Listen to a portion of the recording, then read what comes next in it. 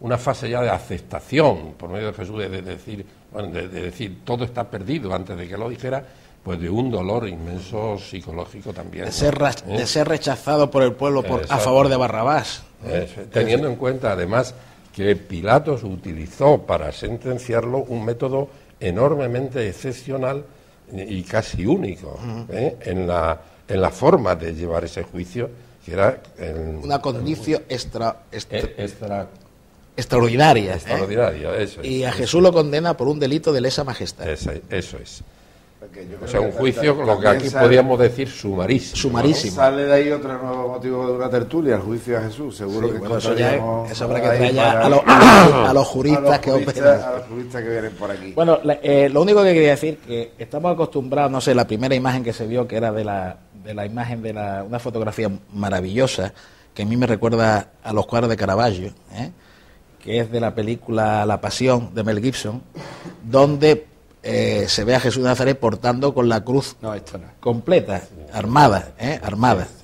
Entonces, hoy sabemos que cada condenado a crucifixión, que en latín se designaban como cruciarius, pues llevaban no la cruz completa, sino el madero transversal, lo que se llamaba el patibulum o furca, y así nos lo atestiguan Plutarco, historiador griego del siglo I, Artemidoro de Ardiano, y en el Evangelio de Juan nos informa que Jesús llevó su propia cruz, pero en el sentido de el madero transversal.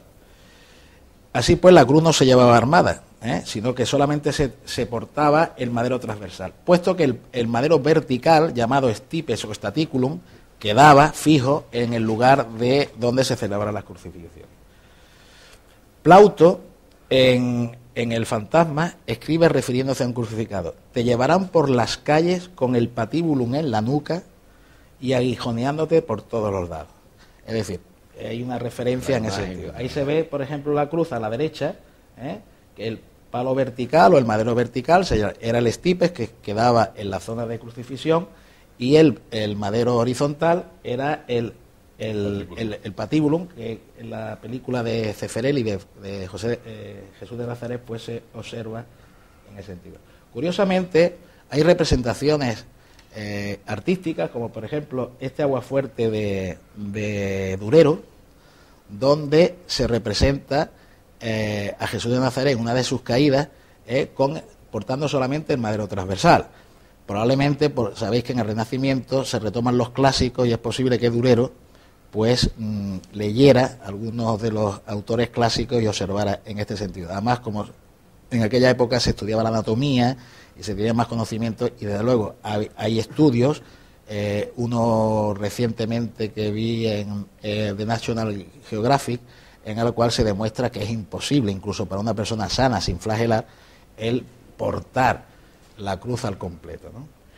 Es posible también que se pudiera cargar el madero sobre uno de los hombros. De hecho, Dionisio de Halicarnaso, que vivió en Roma, así lo describe sobre un condenado a muerte en tiempo de César Augusto.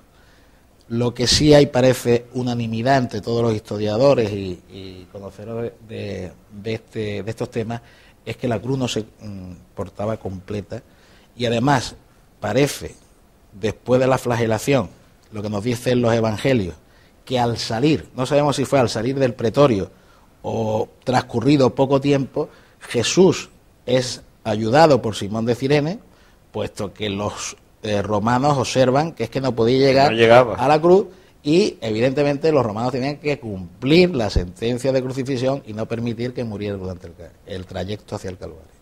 En un estado como el que llega ya al Gólgota, yo pregunto, Luis, por ejemplo, ¿no? Estamos hablando ya de la flagelación, de las lesiones y demás.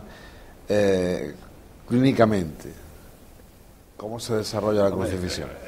El problema está en que Jesús debe llegar, francamente, muy mal, en un estado ya de pre-shock, por la pérdida hemática, por toda la noche sin dormir, por todo el tipo de lesiones que llevaba, y sobre todo por la flagelación. No hay nadie que nos cuente cómo fue aquello de Jesús concretamente, pero sí nos cuentan otras, Tito Livio, Flavio Josefo, etcétera. Dice que a veces, como en la ley romana no se limitaba el número de azotes Había condenados que se le descarnaba la espalda y se veían las costillas. Y eso está escrito.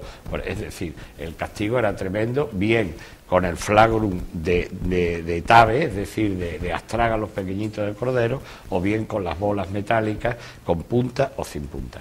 Pero aquello arrancaba a tiras la piel, la fascia, la carne y, por supuesto, producía hemorragia y podía llegar incluso a eso. Y eso que los flageladores sí sabían o tenían cuidado de no herir la parte anterior y no producir un reflejo que produjese una muerte súbita. Es decir, sabían golpear donde sabían que había carne, había zonas y que dolía, pero que no podían hacer una herida mortal. Pero claro, era tan enorme el campo a flagelar, desde la nuca, la parte posterior de los brazos, la espalda, las nalgas, etcétera. Además, se hacía desnudo. Evidentemente, el reo completamente vestido, que aquello tenía que, insisto, llegar en unas condiciones absolutamente malas. La película de Mel Gibson se ve por todos lados, claro, eso estaban exentos precisamente los ciudadanos romanos. Era tan terrible el castigo que para el ciudadano romano estaba la fustigación, con varas de avellano, de fresno, etcétera. Es decir, no es lo mismo dar con una vara que dar con el flagrum. Lo mismo que no era lo mismo la condena a muerte en la cruz que la condena que decapitarlo. Por eso San Pablo adujo, dijo, el padre, aunque era de Damasco, sirio, era proveedor del ejército romano y él alcanzó la ciudadanía romana.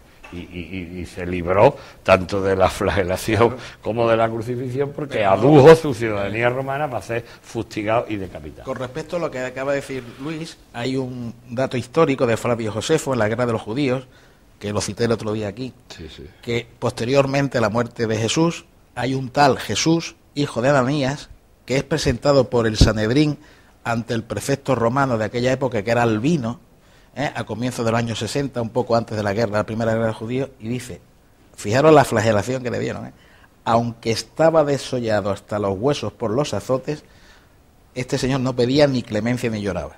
Parece ser que lo liberó, pero lo que no sabemos si vivió, parece ser que murió por la flagelación. Y hay otro detalle, en Filón de Alejandría describe la suerte de un grupo de judíos de Alejandría que fueron flagelados por el orden del cónsul Flaco. Y refiere que algunos murieron bajo los azotes y los restantes solo se restablecieron después de muy larga convalecencia. Es decir, que era una flagelación muy dura. Claro, la ley judía precisamente no permitía eso. La ley judía permitía un máximo de 40 golpes. De ahí que ellos daban 13 y normalmente con un flagelo de 3 tiras. Con lo cual eran 39 para no pasarse. No sé si de ahí vendrá el fario del número 13. 39. No, eran 13 golpes. No, daban 39 para no llegar a los 40. O 13 golpes con el flagrum de 3. Bueno, mientras ustedes hacemos una pequeña pausa publicitaria, nosotros terminamos dilucidando para entrar de lleno ya en el tema de la crucifixión.